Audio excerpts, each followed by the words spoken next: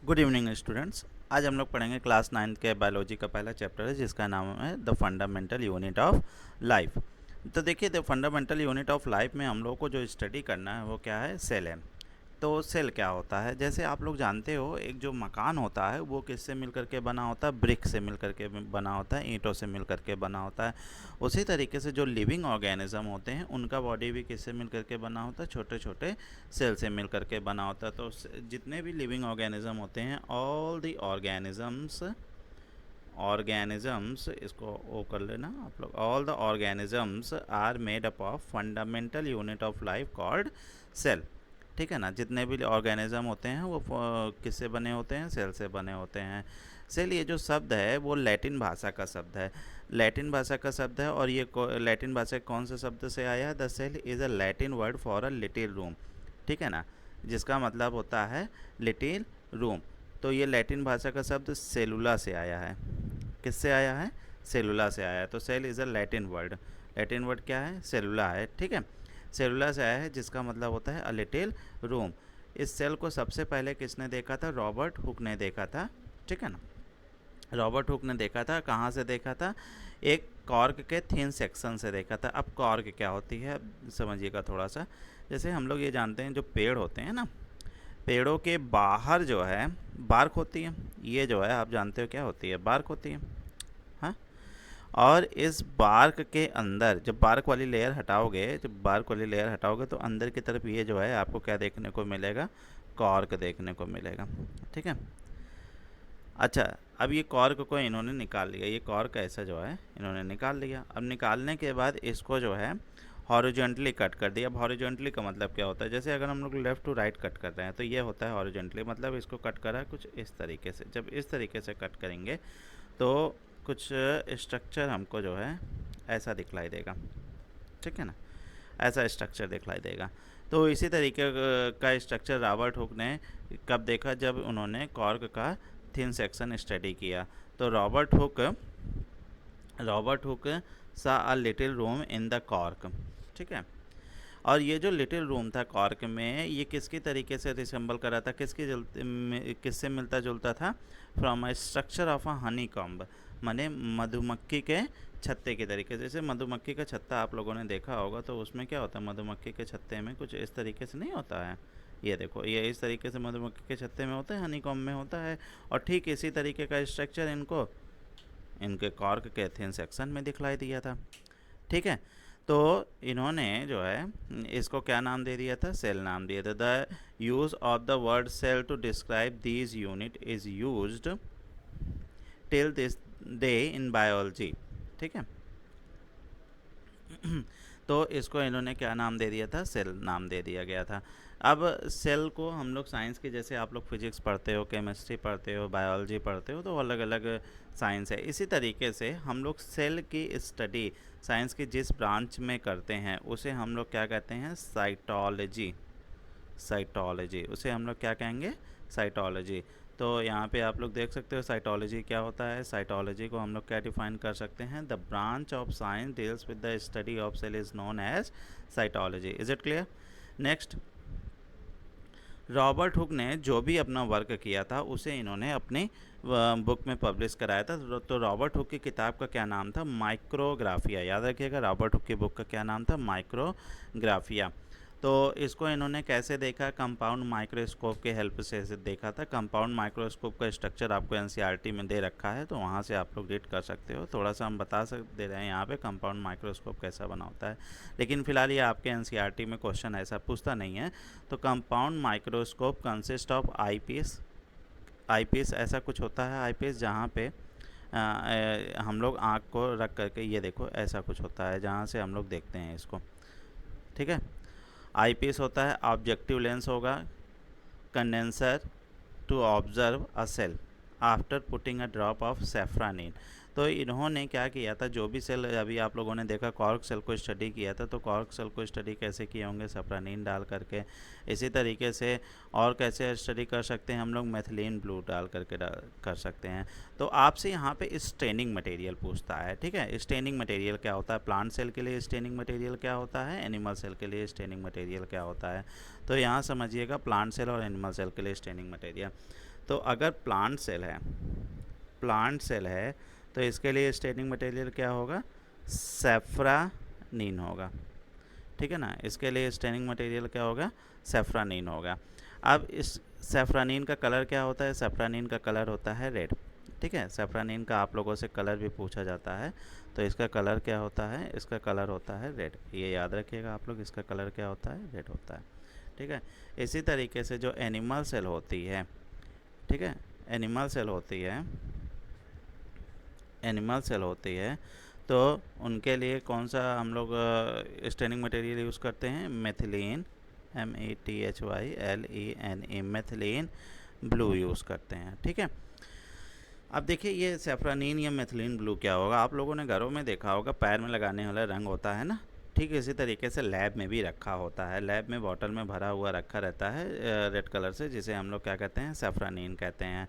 और methylene blue का colour जो है मेथिलीन ब्लू भी होता है। इसी तरीके से सेफ्रानीन को मैंने क्या बताया, प्लांट सेल के लिए यूज़ करते हैं, किस कलर का होता है, रेड कलर का होता है। मेथिलीन ब्लू किसके लिए, एनिमल सेल के लिए। जैसे आप लोगों ने क्या किया, थोड़ी सी सेल जो है ये हमारी स्किन से हम लोग की अपनी स्किन से निकाल लेते हैं, इसके अलावा दांतों से भी निकाल सकते हैं, और उसको हम लोग मेथिलीन ब्लू से स्टेन कर देंगे तो हमको कुछ लिटिल रूम लाइक स्ट्रक्चर ऐसा कुछ दिखलाई देता है, ठीक है।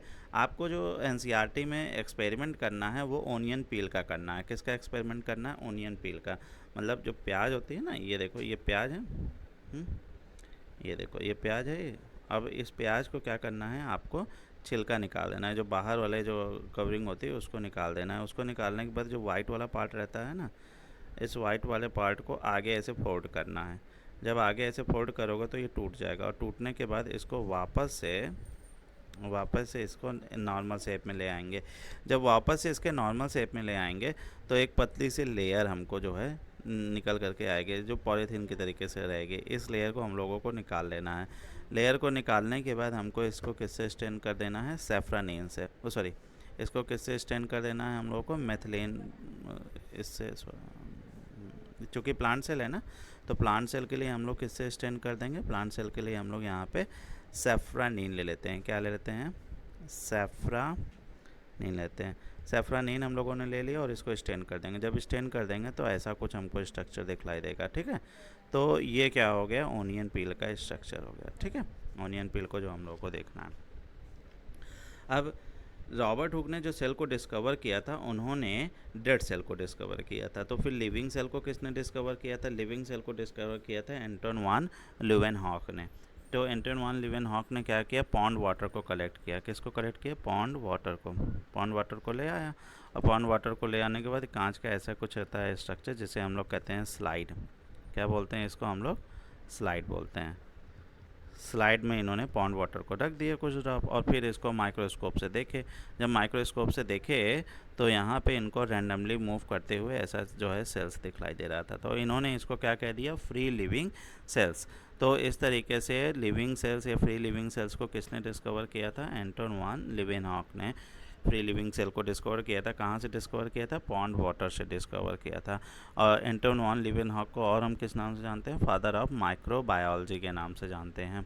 अब सेल के अंदर जैसे हम लोग जानते हैं ना कि बॉस का तो नाम सुना होगा ना, हर कंपनी में बॉस होता है। बॉस का क्या काम होता है, सभी एक्टिविटीज़ को रेगुलेट करने का काम होता है। उसी तरीके से जो सेल होती है, ठीक है ना, सेल के अंदर भी एक बॉस होता है। इस बॉस को हम लोग क्या बोलते हैं, इस बॉस को हम लोग बोलते हैं न्यूक्लियस। इस बॉस को हम लोग क्या बोलते हैं, न्यूक्लियस। तो इस न्यूक्लियस को सबसे पहले देखा किसने, इस न्यूक्लियस को सबसे पहले पहचाना रॉबर्ट ब्राउन ने। तो Robert Brown discover the nucleus. Nucleus को किसने डिस्कवर किया था, रॉबर्ट ब्राउन ने discover the nucleus in the cell. अब इसके बाद अब आप जानते हो, चाहे पौधा हो चाहे जंतु हो, सभी किससे बने होंगे, सेल से बने होंगे। तो all the plants and animals are made up of cells. तो इसी को नाम क्या दे दिया गया था, सेल थ्योरी नाम दिया गया था। और सेल थ्योरी किसने प्रपोज किया था? दो साइंटिस्ट थे। कौन कौन से थे? एक थे स्लाइडेन, SCHLEITEN, स्लाइडेन। और दूसरा कौन थे? स्वान, ठीक है ना। स्लाइडेन कौन थे? स्लाइडेन थे एक्चुअल में बॉटनिस्ट थे, ठीक है ना। ये क्या थे? बॉटनिस्ट थे, मतलब बॉटनी जो प्लांट्स वगैरह की स्टडी करते हैं। और स्वान जो थे वो जूलॉजिस्ट थे। स्वान क्या थे? जूलॉजिस्ट थे, जूलॉजिस्ट थे, ठीक है। तो समझ में आ गया सेल थ्योरी किसने प्रपोज किया था? स्लाइडेन एंड स्वान ने प्रपोज किया था। और सेल थ्योरी है क्या? कि जितने भी प्लांट्स होते हैं और एनिमल्स होते हैं सभी किससे बने होते हैं? all the cell theory was proposed by Slayden and Swan. State that all the plants and animals are made up of cells. सभी plants और animals किससे मिल करके बने होते हैं? सेल थ्योरी से बने होते हैं। The cell theory was further expanded by the Virchow. इसको और किसने और अधिक व्याख्या कर दिया था? विर्चो ने व्याख्या कर दिया था। विर्चो ने क्या बोला था? ओमिनिस सेल्यूली ए सेलुला, ओमिनिस OMNIS, ओमिनिस CELLULAE, ओमिनिस सेल्यूली ए सेलुला। इसका मतलब क्या है? अब आप लोग देखते होंगे छोटे से आप लोग धीरे धीरे बड़े हो गए, तो बड़े हो गए तो इसका मतलब कि आपके हाथ पैर भी बड़े हो गए होंगे, आपकी सेल्स बड़ी हो गई होंगी। तो ये सेल्स आई कहाँ से? ये सेल्स जो है एक्चुअल में पुरानी वाली जो सेल रहती है उन्हीं सेल में क्या होता है? डिवीज़न होता है, और डिवीज़न के बाद हमारी नई सेल डेवलप होती हैं। तो इसका मतलब जो नई सेल आती हैं वो सब कहाँ से आती हैं? पुरानी सेल से ही आती हैं, ठीक है। जो न्यू सेल आती हैं वो कहाँ से आती हैं? पुरानी सेल से ही आती हैं। तो पुरानी सेल से कैसे आ रही हैं? डिवीज़न प्रोसेस से हो रही हैं। तो इसी को विर्चो ने क्या कहा? ओमनिस सेल्यूली ए सेलुला। ओमनिस सेल्यूली ए सेलुला क्या बताता है? It means that all cells arises from the pre existing cell, जो पहले से उपस्थित सेल्स हैं उन्हीं से डेवलप होती हैं, ठीक है। अब सेल्स जो होती हैं वो शेप में, साइज़ में, स्ट्रक्चर में अलग अलग टाइप की होती हैं। जैसे अच्छा आप लोग देखो, एक एलिफेंट देखते होगे, एलिफेंट देखते होगे, और एक चूहा देख लो। चलो अच्छा, एक हाथी और चूहा में क्या आपको समझ में आता है? अब आप समझ रहे होगे हाथी में सेल्स जो होते हैं वो ज़्यादा बड़ी हैं और चूहे की सेल्स छोटी हैं। भाई चूहा छोटा है तो सेल छोटी होंगी, हाथी बड़ा है तो बड़ी। नहीं नहीं, ऐसा नहीं है। सेल का जो साइज़ है वो तो सेम ही है, बस हाथी में क्या है? चूहे की अपेक्षा ट्रिलियंस ऑफ सेल्स हैं। मतलब चूहे में अगर कुछ नंबर ऑफ सेल्स होंगे तो उसकी संख्या ट्रिलियंस होंगी, किसमें? एलिफेंट में होंगे, ठीक है। तो सेल्स जो होती हैं किस में डिफ़र करती हैं? सेल्स एक्चुअल में साइज़ में डिफ़र करती हैं, शेप में, स्ट्रक्चर में और नंबर में। तो यहाँ पे हम लोग अगर सेल्स को देखें तो सेल जो होते हैं नंबर के अकॉर्डिंग जो है अलग अलग टाइप के होते हैं। कुछ ऑर्गेनिज़म ऐसे होते हैं जिसमें एक ही सेल पाई जाती है, और कुछ ऑर्गेनिज़म ऐसे होते हैं जिसमें जो है एक से अधिक सेल्स पाई जाती है, ठीक है। तो यहाँ पे आप लोग देख सकते हो each kind of cells perform specific function. जितनी भी सेल्स होती हैं वो सबका एक अपना विशिष्ट कार्य होता है। अगर मान लो कोई भी ऑर्गेनिज्म अगर एक ही सेल से बना है, सिंगल सेल से बना है, तब हम उसे क्या कहेंगे? यूनी सेलुलर बोलेंगे। और अगर वो मोर देन सेल से बना है, ठीक है ना, मोर देन वन सेल्स, हम लोग कह सकते हैं मोर देन वन सेल, तब हम इसे क्या कहेंगे? Multi cellular. समझ में आया? तो यूनिसेलुलर और मल्टीसेलुलर का मतलब अगर एक सेल है तो यूनिसेलुलर, और एक से अधिक सेल है तो हम लोग उसके लिए क्या शब्द यूज़ करेंगे? मल्टी सेलुलर, ठीक है। तो क्लियर हो गया होगा। A single cell may constitute the whole organism. A single cell may constitute a whole organism, जब एक सिंगल सेल पूरा ऑर्गेनिज्म बनाती है, जैसे अमीबा में, क्लेमाइडोमोनास में, पैरामीशियम में, बैक्टीरिया में, तो इन्हें हम लोग क्या कहेंगे? यूनिसेलुलर ऑर्गेनिज्म कहते हैं। क्या कहेंगे इन्हें हम लोग? यूनिसेलुलर ऑर्गेनिज्म कहेंगे। अब